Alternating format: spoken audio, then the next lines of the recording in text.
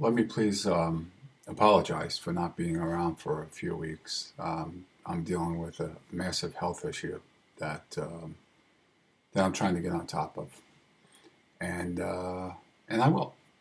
So, what I wanted to speak about today, if you don't mind, is the effects of narcissistic abuse, not only as it's happening, but later on, the after effects. What happens afterwards? And about those tapes. Not only do we have the tapes of what actually happened to us, where we have those aha and holy cow moments, but new tapes that we create ourselves. This is complex PTSD. Let me please give you an example. So, during my reconnection with the narcissist, I was witness to being degraded, to being embarrassed, to being talked about behind my back when I was told by others. And many years prior to that, before I went no contact for 25 years, I witnessed all of this. So I did a video, right, of the tapes that play in our mind. So of course, we remember all those actual aha and holy cow moments. And we play those and play those. But I don't think I'm the only one when I say there are tapes that we make as a direct result of narcissistic abuse. There are tapes that we make. For example, when we're going through a troublesome time, after we're no contact, or if we make sure that we don't share any personal information with the narcissist, which is very important if you're in low or limited contact. So after that, if we make a mistake, if we come under a hardship, if we become ill,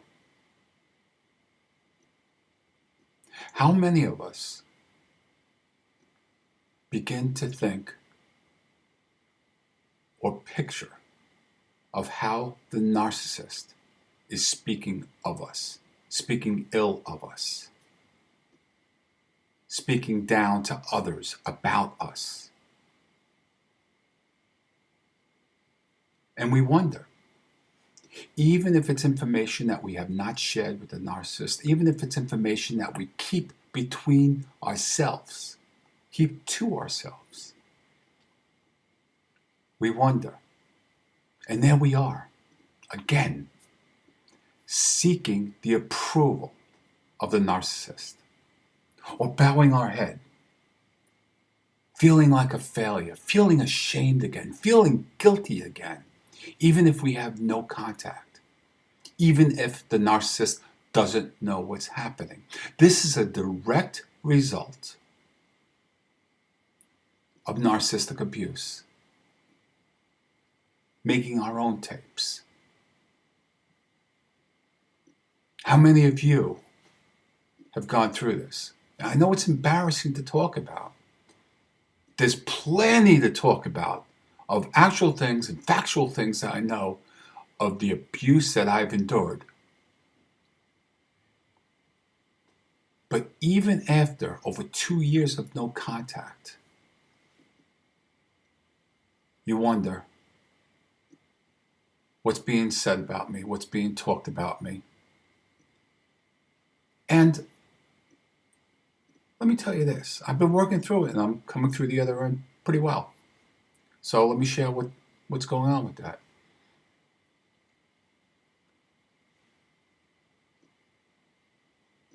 There's one thing that's going to remove you from that. There's one thing that's going to make you feel better, and those new tapes dissipate. Certainly, the old tapes can dissipate. and that is time. Hopefully, you'll find a therapist that understands narcissism. If you get a hint that they don't understand narcissism, and you know that you've been abused by a narcissist, that therapist is not for you. So this message of hope: time away from the narcissist dissipates those tapes, both old and new.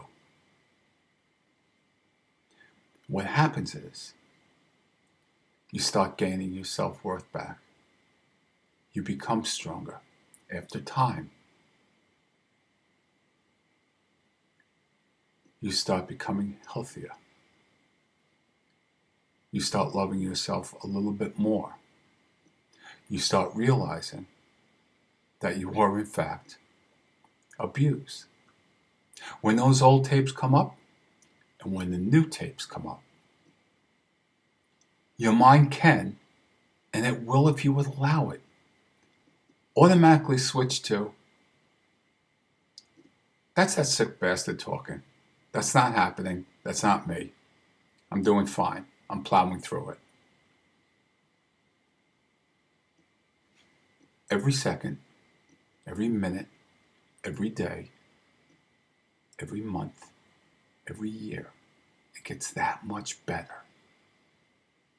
Time allows you to distance yourself from those tapes, both old and new. And let me say one more thing on this subject. If anyone that knows what you've gone through and tells you to just get over it, if they tell you, just don't let it bother you and move on from them. You don't need those in your life.